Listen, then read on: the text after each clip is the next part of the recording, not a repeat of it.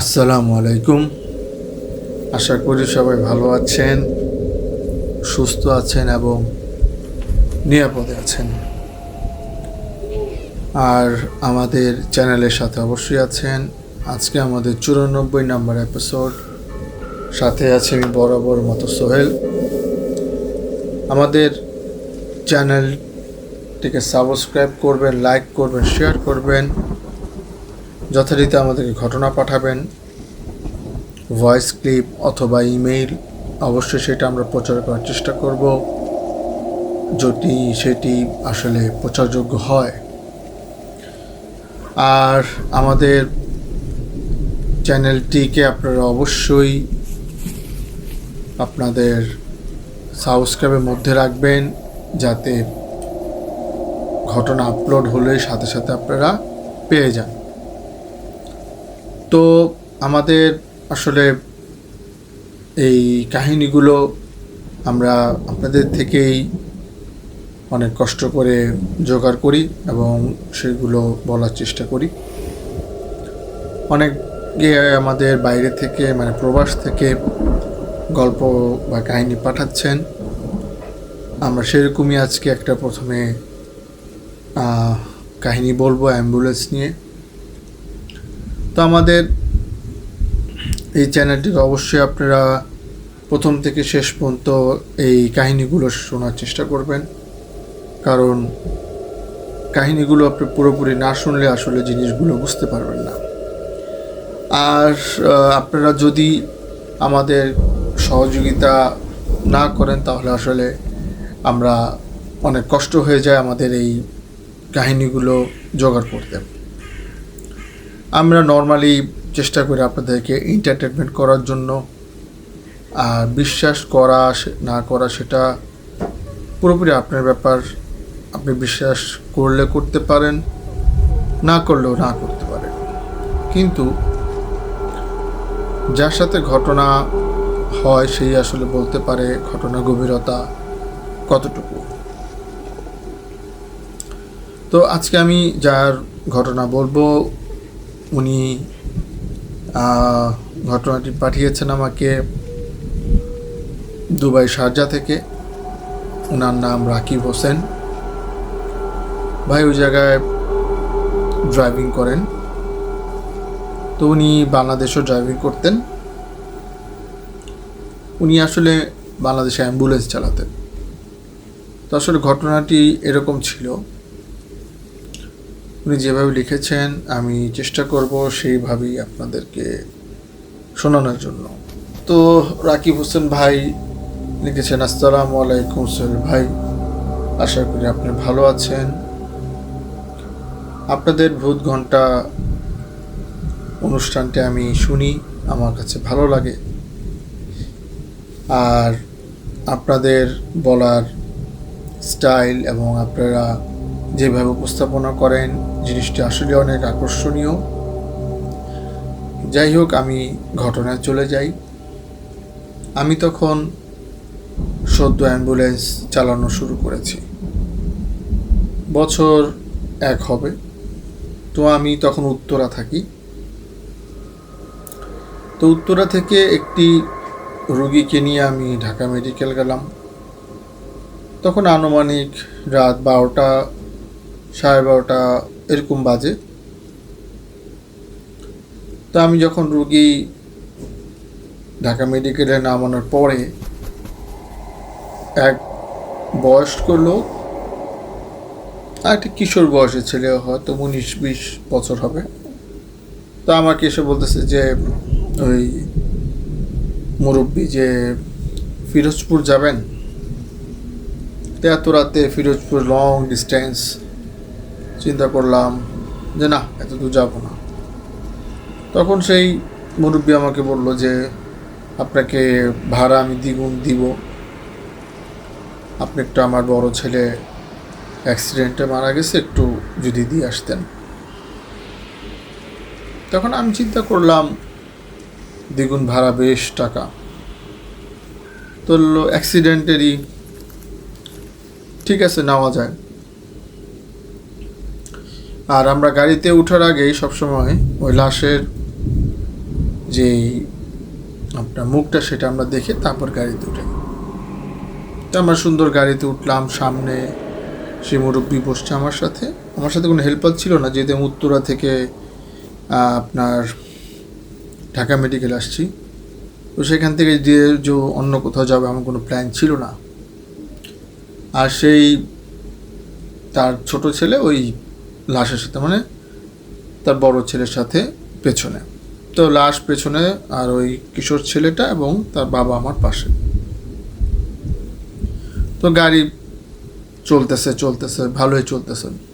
মোটামুটি আমরা ঘন্টাখানেক পার হয়ে যাওয়ার পরে মানে ইতিমধ্যে রাস্তায় গাড়ি একটু পরপরই মানে আপনার শব্দ করে বন্ধ হয়ে যেতেছে। তো একবার দুবার হলো। তারপর আমি গাড়ি থেকে নামলাম। নামার পর সব চেক টেক করলাম। এখন গাড়ি আর স্টার্ট নিতেছে না। তো এখন কি আর করার, তো আমি মুরব্বীকে বললাম যে মুরব্বী, আপনি আর আপনার ছেলে একটু ধাক্কা দেন, যদি গাড়িটি স্টার্ট হয়। তো তারা ধাক্কা দিতেছে। তো ধাক্কা দেওয়ার পরে গাড়ি স্টার্ট হয়েছে। তো তারা ওই পেছনে দাঁড়ানো ছিল। তো তারা পেছনে যে ঢাকনাটা থাকে সেটা লাগাইতে পারতেছিল না, সেটা খুলে গেছে। তো আমি গাড়ির সামনে থেকে নেমে পেছনে গেলাম। পেছনে গিয়ে ওই ঢাকনাটা লাগানোর চেষ্টা করলাম, যেটা গাড়ির পেছনে থাকে, কিন্তু আবার খুলে যেতেছে।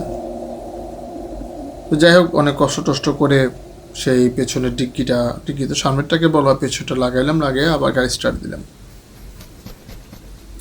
তো ভালোই চলতেছি। হঠাৎ পেছন থেকে ওই কিশোর ছেলেটা চিৎকার দিয়ে উঠলো।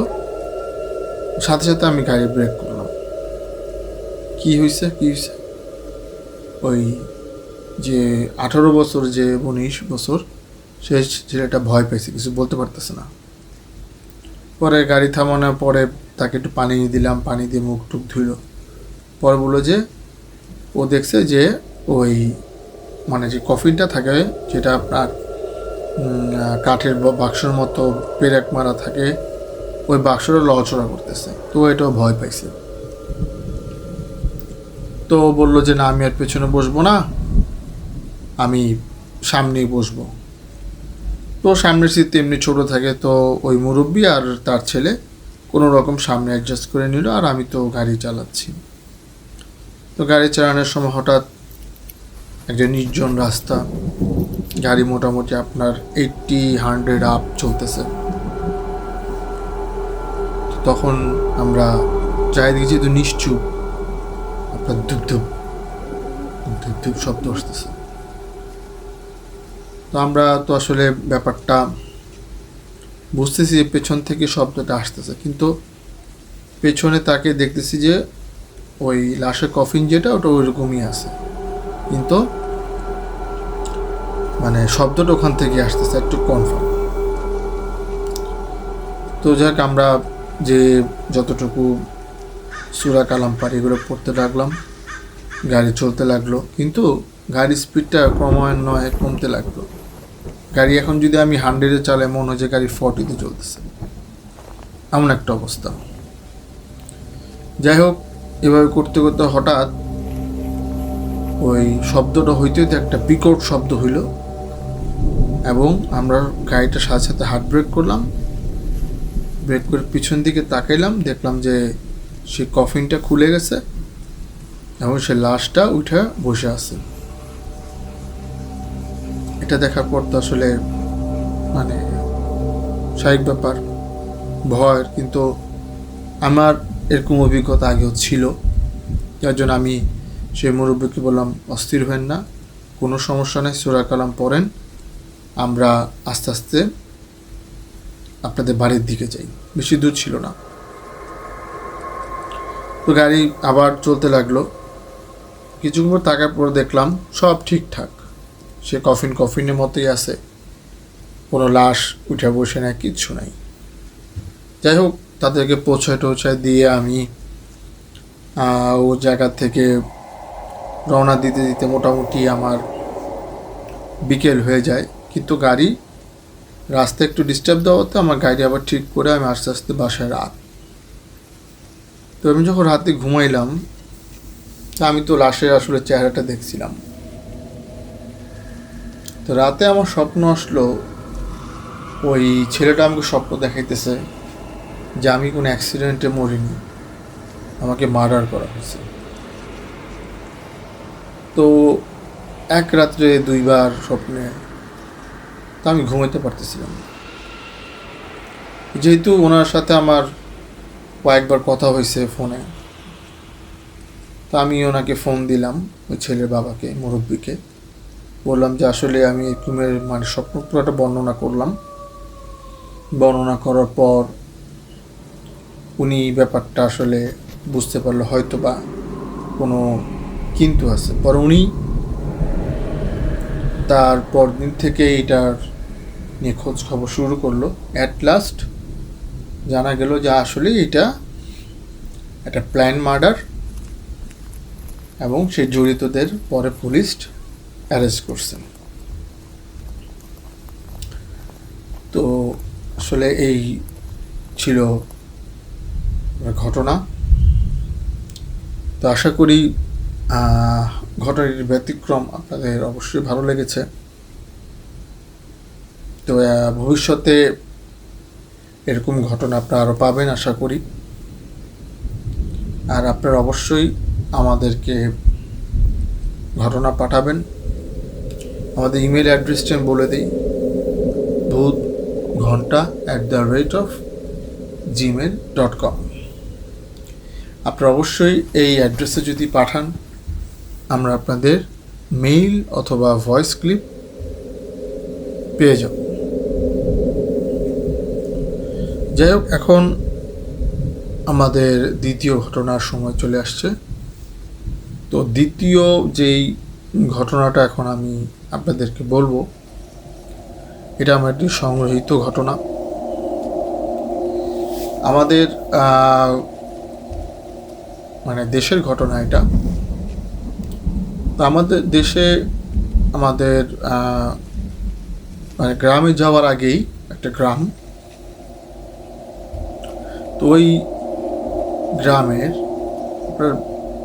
অনেক প্রচলিত কিছু ঘটনা মানে আগে থেকে হয়ে আসছে, এখনও মাঝে মাঝে ঘটনা ঘটে।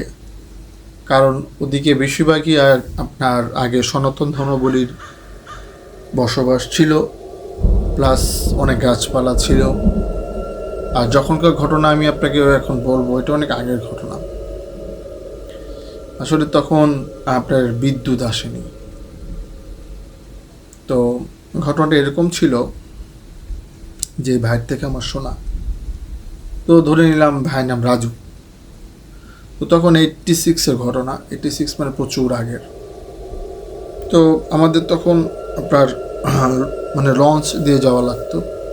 5টার পরে কোনো লঞ্চ আসা যাওয়া করতো না, এবং সন্ধ্যা বাস তো তখন ওইভাবে ছিলই না, যেহেতু নৌকা পার হয়ে বা তখন তো ব্রিজ ছিল না।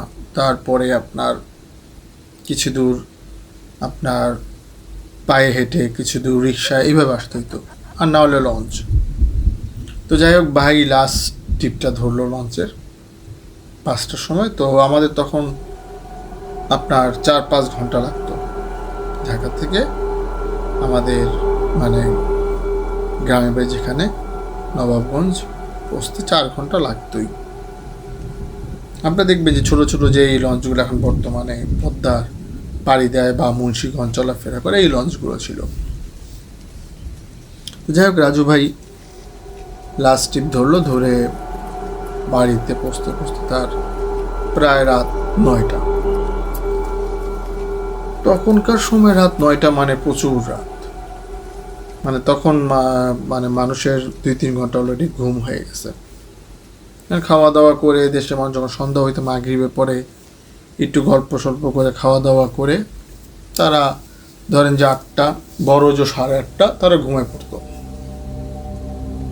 তো লঞ্চ ঘাট থেকেও তাদের বাড়ি মোটামুটি আপনার, যদি আমি ওয়াকিং ডিস্টেন্সও বলি যেভাবে উনি বলছেন, তবু 15-20 মিনিট লাগবে। আর তার কাছে কোনো টর্চ লাইট ছিল না, চারিদিকে গুটগুট অন্ধকার। তিনি গ্রামের ছেলে, সাহসী ছেলে, তো উনি ওনার মতো হাঁটতেছেন, নিজে মানে হাঁটতেছেন এই শব্দটা প্লাস আপনার যে পাতার মুড়মুড়ে শব্দ পায়ের নিচে পড়লে সব শব্দ তার কাছে মানে এখন ভয়ানক লাগতেছে। কারণ উনি যে রাস্তা দিয়ে যাইতেছে এই রাস্তাটা আগে থেকে খারাপ। এছাড়া উনি যদি মেন রোড দিয়ে যায় তাহলে অনেক সময়ের ব্যাপার। আর এটা আপনার যেহেতু মানে আমরা বলি ভিতর দিয়ে রাস্তা, এখানে গাছপালা প্রচুর থাকে। তো উনি হাঁটতেছে হঠাৎ উনি সামনে দেখে যে একটা সাদা কাপড় পরা একটা মহিলা। তো উনি তো ব্যাপারটা ওইভাবে আসলে প্রথমে বুঝিনি। তো উনি ওনার মতো ওই মহিলাকে জিজ্ঞেস করতেছে যে আপনি কে, এত রাতে? তো মহিলাটা কিছু বলে না। তো উনি হয়তো বা চিন্তা করছে আশেপাশে হয়তো বা বাসা, রাত্রে বেরোইছে, কারণ বাথরুমে মানুষ বের হয়। আর আপনারা জানেন যে দেশে বাথরুম তখন তো, এখন তাও ভিতরে, তখন তো বাইরেই ছিল। তো উনি যাই হোক ওনাকে জিজ্ঞেস করার পর যখন অ্যান্সার পায়নি, উনি কোনো রকম সাইড কাটে চলে গেল। তো উনি ওরকম কোনো কিছু চিন্তা করেনি। তো কিছু দূর হাঁটতেছে, যেহেতু অন্ধকার, খুব জোরে হাঁটতে পারতেছে না। তো হঠাৎ উনি মানে খেয়াল করে যে পেছন থেকে কেউ ওনাকে ডাকতেছে। তো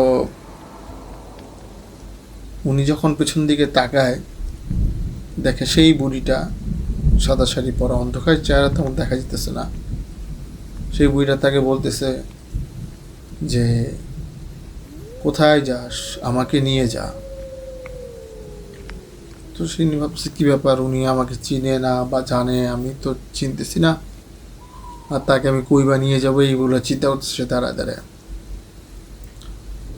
সে যে বাসার দিকে যাবে সে ভুলেই গেছে, এমন একটা অবস্থা।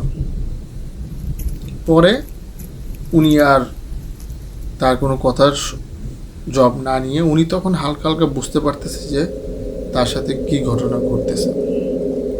উনি তখন খুব জোরে পা চালানো শুরু করলো, যেভাবে হোক তাকে এখন বাসায় পৌঁছতে হবে। আর পেছন থেকে বুঝি ওইভাবেই যেভাবে ডাকতেছে সেভাবে তাকে ডাকতেছে।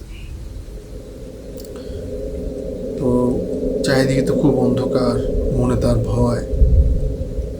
এর মধ্যে এই ঘটনা ঘটে গেছে। তো উনি যখন খুব তাড়াতাড়ি হাঁটতেছে, উনি হোঁচট খেয়ে একটা ডালের মানে গাছের যে শিকড়গুলো দেখবেন আগে দেখা যেত, এখন খুব কম, মাটির নিচ দিয়ে শিকড়গুলো গেছে, মানে ফুলে ফুলে আছে রাস্তার উপর দিয়ে, কাঁচা রাস্তা। তো পায়ে বেজে পড়ে গেছে। পড়ে যাওয়ার পরে উনি দেখছে ওনার সামনে একটা বিড়ালের চোখগুলো জল জল করতেছে। এটা দেখার পরে উনি শুধু একটা চিৎকার দিছে, আর তার কিছু মনে নেই।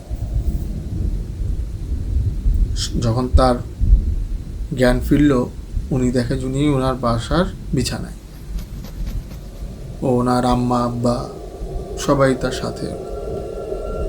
তো তাকে জিজ্ঞেস করলো যে কী ব্যাপার, কি হয়েছে, আর তুমি এত রাতে বা কেন আসতেছিলা। ভোরবেলা তাকে পাওয়া গেছে আর কি। তো উনি সব কিছু খুইলা বললো। তো বললো যে ঠিক আছে, এত রাতে ভাগ্য ভালো তোমার কিছু হয়নি, এত রাতে আসাটা আসলে ঠিক না। ইমাম সাহেব কাছে নিয়ে গেল, মসজিদে নিয়ে গিয়ে ঝাড়ফুঁক করে পানি পড়া দিল। তারপরে তেমন কিছু হয়নি, পানি পড়া খাওয়ার পর তার মনের যে ভয়টা ছিল সে ভয়টা আস্তে আস্তে কেটে গেছে। তো এটা ছিল আরেকটা আপনার ছোট ঘটনা।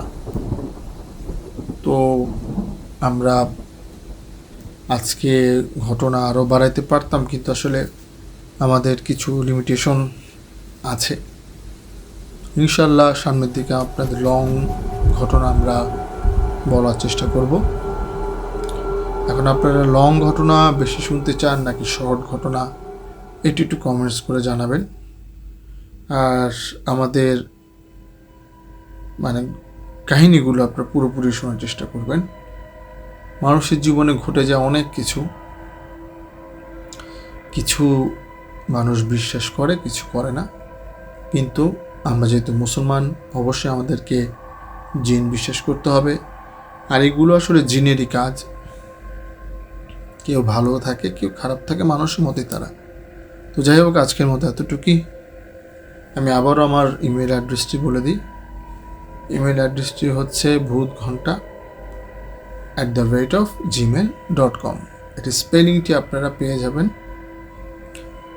আর অবশ্যই আপনারা আমাদেরকে ঘটনা পাঠাবেন। আমাদের চ্যানেলটিকে লাইক, শেয়ার, সাবস্ক্রাইব করবেন।